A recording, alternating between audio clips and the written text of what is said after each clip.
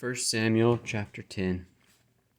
Then Samuel took a vial of oil and poured it upon his head and kissed him and said, Is it not because the Lord hath anointed thee to be captain over his inheritance?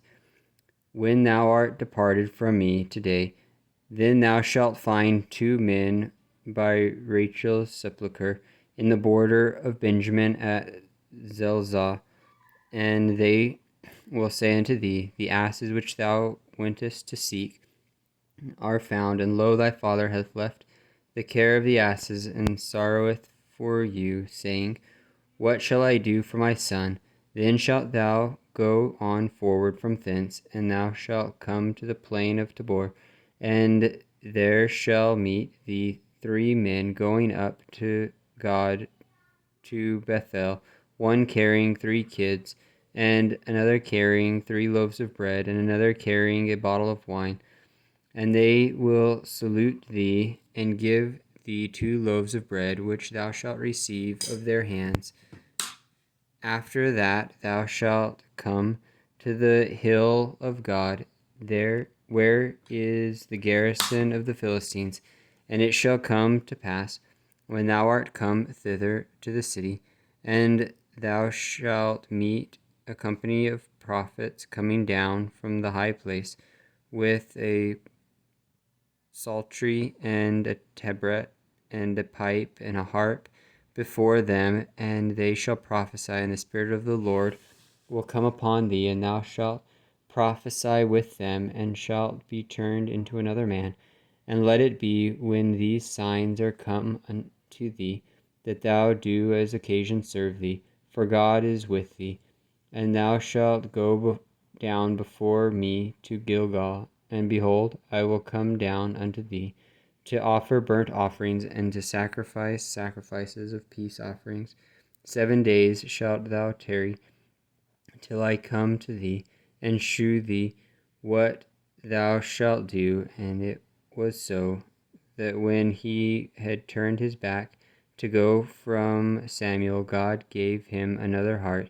And all those signs came to pass that day. And when they came thither to the hill, behold, a company of prophets met him, and the Spirit of God came upon him, and he prophesied among them. And it came to pass, when all that knew him before time saw that, behold, he prophesied among the prophets, then the people said one to another, What is this that is come unto the son of Kish? Is Saul also among the prophets? And one of the same place answered and said, But who is their father? Therefore it became a proverb, Is Saul also among the prophets? And when he had made an end of prophesying, he came to the high place, and Saul's uncle said unto him and to his servant, Whither went ye?